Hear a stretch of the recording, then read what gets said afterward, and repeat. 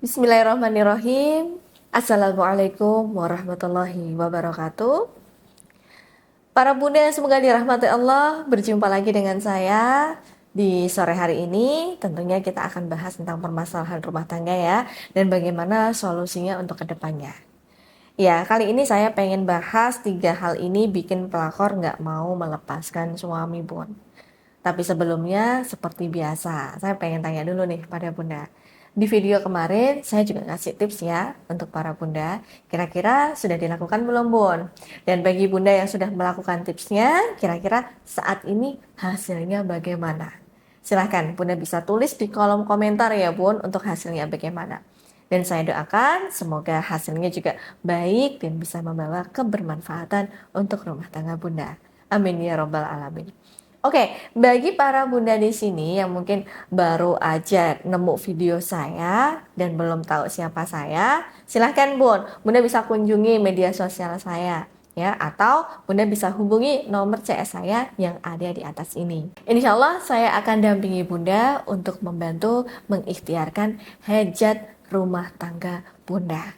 Ya, jadi Bunda nggak akan sendirian, saya akan dampingin Bunda hingga Bunda mendapatkan hajat yang Bunda inginkan. Ya, oke.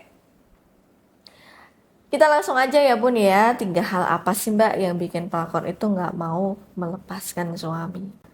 Ya, kalau kita bicara kenapa suami kok nggak mau lepasin pelakor begitu saja, itu memang suami juga ada butuh pertimbangan-pertimbangan tertentu ya Bun, dimana dia diancam atau mungkin dia suami ini merasa terikat sama dia dan lain hal sebagainya. Tapi memang Bun, sejatinya pelakor itu nggak akan melepas suami begitu aja. Dia itu akan terus mengganggu rumah tangga Bunda dengan berbagai cara.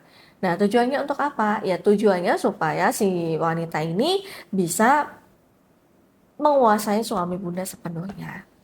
Ya, apalagi kalau suami punya 3 hal ini yang nanti saya akan maksud.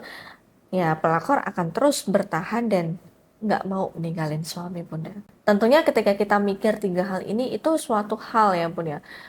Bisa dibilang kelebihan yang dimiliki oleh suami, dan kelebihan ini menjadi incaran si pelakor. Ya, pelakor butuh 3 hal ini supaya untuk menunjang kehidupannya, supaya dia bisa tetap stabil dalam menjalani kehidupannya. Nah, 3 hal ini tuh apa aja sih? Oke, kita langsung ya Bun. Yang pertama, ya, ketika si pelakor ini tahu kalau suami Bunda itu banyak duit dan royal. Ya, banyak klien saya di mana suaminya ini naik jabatan, atau mungkin suaminya ini bisnisnya lancar, suaminya ini punya kolega yang tahu kalau suami ini royal ya, itu ada potensi-potensi buat suami ini dimanfaatin sama si wanita itu. Dan bahkan ada juga loh Pun, suami klien saya ini selingkuh dengan pelakor di mana wanita ini itu awalnya disuruh sebagai mata-mata. Ya, mata-mata dalam kasus-kasus tertentu.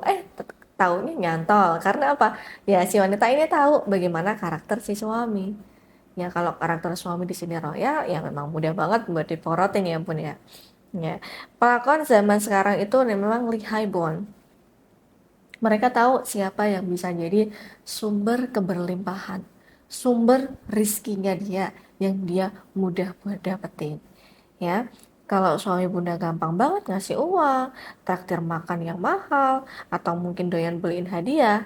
Nah, di mata pelakor suami bukan cuma pasangan, Bun, tapi juga ATM berjalan. Nah, aku nggak perlu susah-susah lah buat cari uang. Toh juga ada si suami Bunda misalnya seperti itu. Ya, dan selama ada aliran uang, pelakor nggak akan ngelepasin suami Bunda begitu aja. Pasti akan ada hal yang bikin suami ini tetap stay sama si pelakor pun.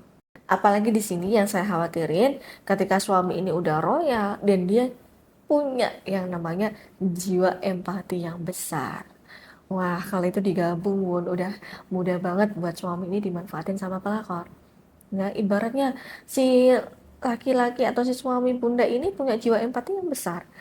Biasanya orang yang punya jiwa empati yang besar, dia lihat wanita menangis itu nggak kuat, Bon. Dia pasti akan nurutin apa yang diminta, apa yang dimau. Ya, belajar dari kasus-kasus klien saya, di mana si suami ini akhirnya nikah siri ya, karena apa? Si wanita ini menangis. nanti kalau aku nggak sama kamu, aku sama siapa mas? Aku udah nggak punya siapa-siapa. Nah seperti itu. Nanti gimana kalau aku di mata orang-orang aku dianggap rendah?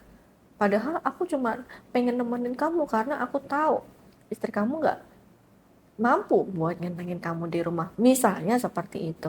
Banyak kasus-kasus seperti itu pun berawal dari suami yang punya empati yang besar. Tapi pertanyaannya, Mbak, punya empati yang besar itu berarti salah dong, Mbak? Nggak ada yang salah pun. Cuman kita perlu kontrol empati kita. Biar kita nggak bisa dimanfaatin oleh orang lain. Termasuk juga suami. Bagaimana cara kita untuk bisa mengendalikan suami ini supaya dia bisa mengontrol empati dalam dirinya. Ya, oke. Kemudian yang kedua, apa sih yang bikin si pelakor ini betah sama suami gitu ya, Pun? Nah, pelakor bisa betah ketika si pelakor ini dapat yang namanya janji manis.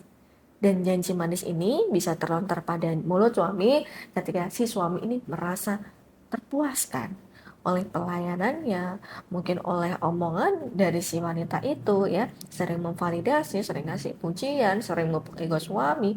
Nah, kalau suami kesenangan, biasanya suami ini main ceplas-ceplos aja pun, dan ceplos-ceplosnya ini biasanya ya utarain janji manis ya, janji dinikah misalnya. Ini suatu hal yang sangat menyakitkan pun bagi para istri ya. Walau kadang suami ini cuma ngomong karena bucin sesaat ya. Nah makanya para klien saya yang mengikuti bimbingan dengan saya, pasti saya akan warning ya, jangan memutuskan segala hal keputusan dalam kondisi saat bahagia maupun saat sedih, karena itu pasti jatuhnya mudarat. Begitu halnya juga dengan suami. Pada waktu dia ngutarain janji manis, oke, nanti kamu akan aku nikah. Kamu tunggu dulu ya. Supaya apa? Supaya pelawar ini nggak ngancem macam-macam. Ya, itu dia suami lakukan pada waktu kondisi terdesak. Atau mungkin pada waktu dia merasa terpuaskan banget. Makanya dia ngelontarin mau nikah siri. Dan akhirnya apa? Mudarat. Pada waktu si wanita ini nagih janjinya, ayo kapan kamu nikahin aku, dia bingung. Nanti gimana kalau aku tanyain sama si istri ya, nanti gimana, pertanyaan itu pasti akan hadir dalam diri suami. Nah akhirnya endingnya bingung kan pun, dan pada waktu suami bingung dipepet sama si wanita itu, kebanyakan ya suami iyain aja, ayo kalau nikah siri biar semuanya beres, yang penting suami nggak ada tekanan lagi. Kebanyakan para klien saya seperti itu. Makanya banyak pelakor yang nekat, bahkan maksa. Dengan apa? Ngancem, pakai drama, sampai ada yang paling ekstrim pun. Pakai yang namanya sihir atau buhul untuk mempengaruhi suami. Ya, demi untuk apa? Untuk dijadikan istri. Atau bahkan ada yang lebih parah lagi, Bun. Si wanita ini mau dijadikan istri sah dan satu-satunya. Bayangin aja, sakitnya bukan main jadi klien saya. Ya, tapi alhamdulillah beliau saat ini yang saya ingat sekarang, beliau dalam kondisi yang sehat dan alhamdulillah suami juga tersadar. Ya, ini kita bisa menjadi sebuah pelajaran dan ibroh untuk diri kita ya pun, bahwa nggak ada suatu hal yang nggak mungkin.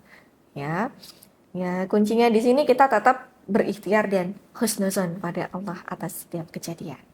Ya, kita lanjut ya Bun ya. Yang ketiga, pelakor merasa misinya belum selesai. Misi apa Mbak? Ya misi, dia deketin suami bunda itu pasti ada tujuan. Entah material atau non material. Tapi kebanyakan pasti yang dituju adalah apa? Harta dan kedudukan. Kalau suami di sini punya jabatan, waduh, dia juga pengen loh diakuin sebagai istri dari seorang pejabat. Atau mungkin istri dari orang yang paling ternama dan lain sebagainya. Ya, kalau dia misinya, tujuannya belum tercapai, ya dia pasti akan terus berjuang buat dapetin apa yang dia inginkan. Ya, selama Bunda masih bertahan di sini, Bunda masih punya wibawa, pelakor ini tak akan terus berusaha merebut dan menguasai semuanya, Bun. Ya, karena dia memandang aku pengen jadi seperti itu. Aku pengen berada di posisi seperti itu. Aku pengen diratukan sama laki-laki yang seperti itu. Ada juga seperti itu. Nah, Nah, bisa dikatakan kondisi seperti ini itu dia lakukan bukan karena cinta, tapi karena ambisi dan hawa nafsu. Ya, pelakor nggak cuma pengen suami bunda, tapi juga pengen lihat bunda menyerah atau melihat rumah tangga bunda berantakan. Kalau udah berantakan, dia mampu nyelip nih di tengah-tengah buat dapetin suami, ngayem-ngayem suami, ngadem-ngadem suami. Aku selalu ada buat kamu, Mas. Itu kalimat yang sering banget diucapkan oleh para klien saya. Ngomongnya begitu, si wanita itu. Ya, nah, kalau kondisinya udah seperti ini, ya kalau memang bunda benar-benar pengen ngelepas dari ancaman si pelakor itu dan suami bunda bisa terlepas dari wanita itu, menurut saya doa aja nggak cukup. Karena apa? Ibaratnya seperti kita mencari rizki ya bun di pagi hari. Kita sebelum berangkat kerja, kita berdoa, ya Allah cukupkan rezeki saya hari ini. Tapi ketika kita hanya di dalam rumah, berdoa aja, saya rasa rezeki itu nggak akan kita dapetin ya. Ya, kita berdoa juga, kita perlu keluar rumah, kita perlu bekerja supaya kita mendapatkan hasilnya. Ya, saya pernah mendengar suatu kisah bahwa ini bisa diibaratkan seperti halnya burung. Ya, ketika burung mencari makan, dia harus keluar dari sangkarnya untuk bisa mendapatkan makanan. Begitupun juga dengan bunda. Ketika bunda ingin mendapatkan cinta suami kembali, bunda perlu berikhtiar secara lahir dan batin dengan seimbang. Ini yang dinamakan dengan tawakal, berserah diri, berdoa, dan juga berusaha. Cara usahanya gimana sih Mbak selain berdoa? Caranya ada banyak Bun, ya. Bunda bisa bangkitkan aura karisma dalam diri Bunda dulu. Bunda bisa bangkitkan aura percaya diri Bunda dulu supaya Bunda nggak minder.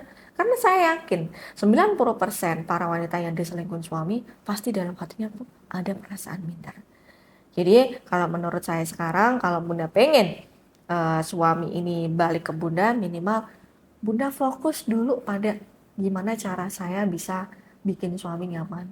Gimana cara saya bisa bikin suami itu melihat saya itu menarik.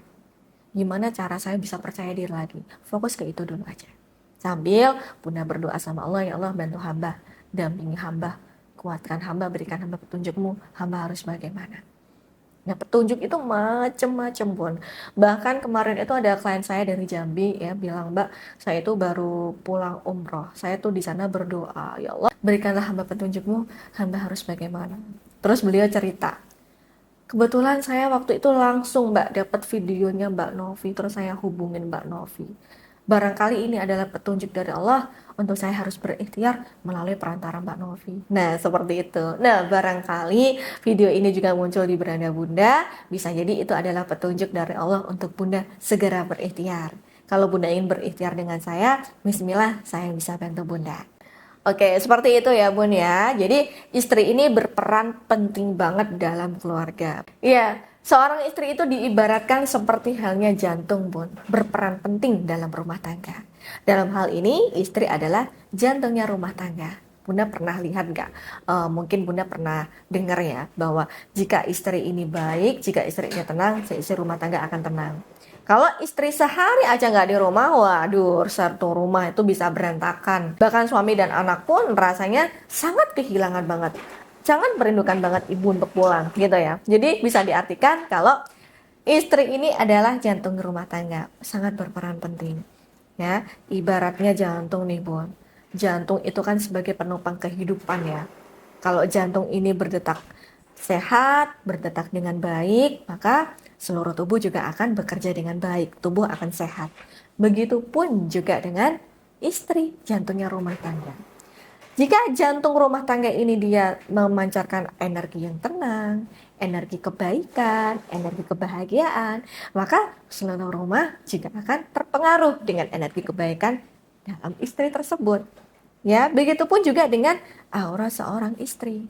Jika Bunda pandai merawat aura Bunda jadi lebih positif, lebih lembut, penuh cinta dan penuh keimanan, maka rumah juga akan jadi tempat paling tenang, menenangkan, dan suami juga betah di rumah. Dan anak-anak juga tumbuh menjadi anak yang damai.